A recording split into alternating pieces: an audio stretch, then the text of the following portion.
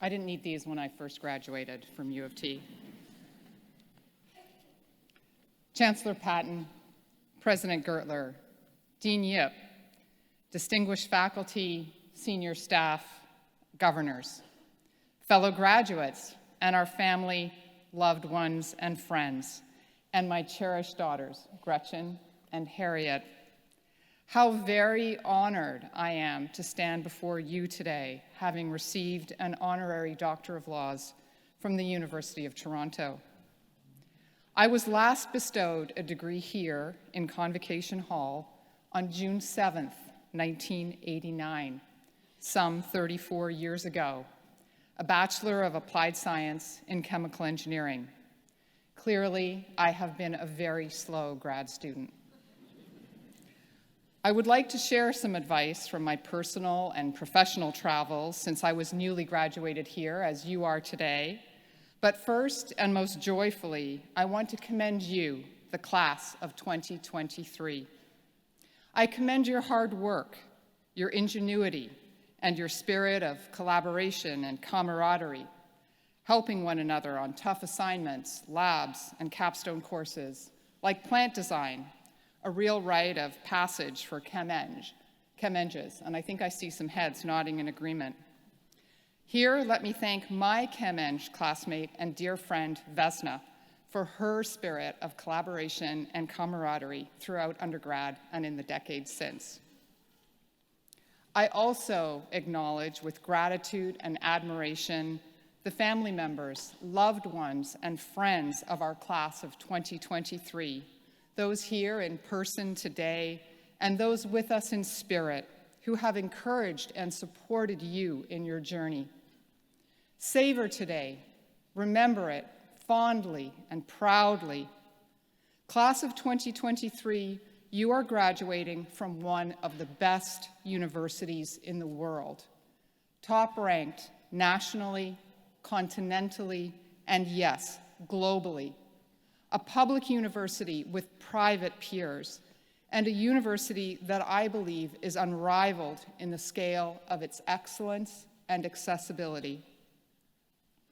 Excellence, accessibility, and scale in post-secondary education are a little bit like quality, low price, and speed of production in manufactured goods. You can have any two of these qualities at the expense of the third, but not so at the University of Toronto, which in the depth and breadth of its teaching and research excellence and its accessibility to students from all backgrounds, many first in family and from near and far, defies gravity. You are entering an alumni community 660,000 strong that, as President Gertler has said, literally spans the globe. Stay connected to the university and support it with time and treasure. It's an investment that will pay you a rich dividend. I can trace many of my personal and professional successes back to my ongoing relationship with U of T. Okay, that was my first piece of advice. Now to the second. I think this is the part where I'm supposed to exhort you to follow your passions and chase your dreams. Spoiler alert, I'm not going to do that. But first, let me say a few words about passions and dreams, lest you think I think they're irrelevant. Absolutely not. Passions and dreams are part of what makes us human, and therefore will be ever more crucial to our flourishing as AI becomes ever more prevalent. I look out upon you, the class of 2023, and I can imagine an abundance of passions and dreams. Perhaps yours involve taking on one of the myriad challenges the world faces in what I think is a moral imperative to provide equitable opportunities to all to enjoy the fruits of inclusive, prosperous, and healthy societies. Perhaps they involve a more personal feat, physical, social, or spiritual. These are all worthy passions and dreams. In fact, we're counting on you, class of 2023, with all the talents you've honed and the skills you've mastered here at U of T to see them fulfilled.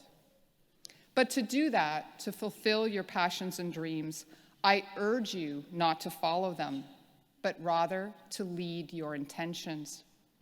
What do I mean by this?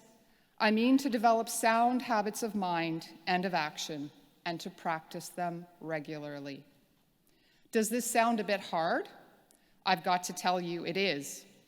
If my own experience is any guide, it won't always be easy or welcome or convenient, but it will always, always be worthwhile.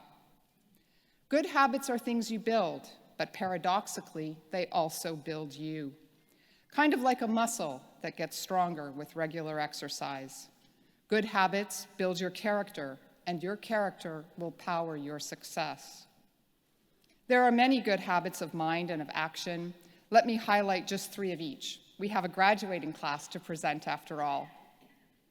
In the realm of the mind, be reflective, for reflection leads to self-awareness, and self-awareness allows you to master your emotions in times of stress.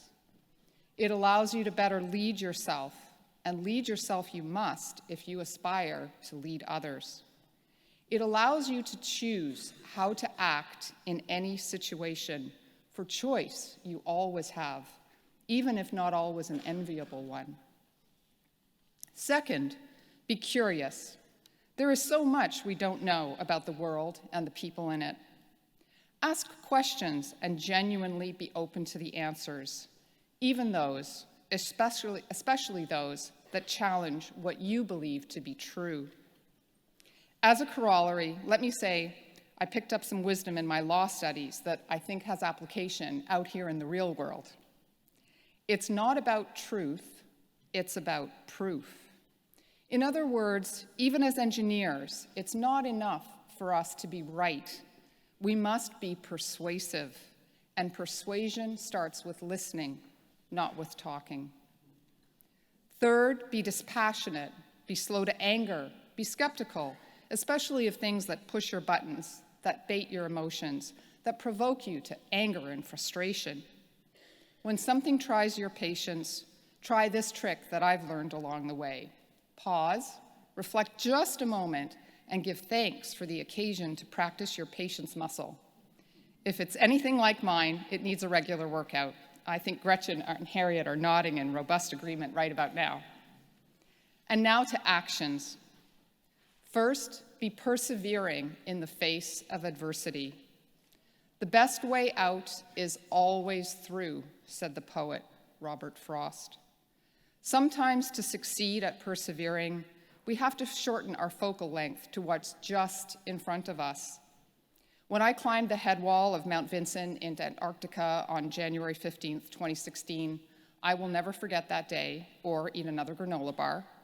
I was reduced to telling myself that I had only one task that mattered in the rest of my life, and that was to take one step, just one step. I repeated that instruction to myself for hours, but it worked. I made it up the head wall and over the ridge to high camp, and I have to say, one of the most spectacular views ever. This leads me to the next habit, be active. It definitely doesn't have to involve climbing a mountain. I haven't climbed one since, or arduous exercise, just regular daily activity. Walking counts. In fact, walking is great exercise for the body and also for the mind, especially if you can get outdoors. Get an activity buddy. I've walked with a dear friend, here's looking at you, Linda, almost every day for over 20 years, and that's kept me sane and just a little bit more fit. I didn't say we power walked after all. The last habit I'll highlight is be giving. Be giving of yourself on behalf of other people, your friends, family, and coworkers, and on behalf of charities and other civil society organizations. If you're unsure where to start in the latter category, start with U of T. There are boundless opportunities to give back here, and in doing so, you'll receive. I guarantee it. So that's it. My advice to you, the class of 2023. Lead your intentions, for your intentions will lead you. Make sure it's in the right direction, and if you do, you'll more than find your dreams, you'll fulfill them. Congratulations.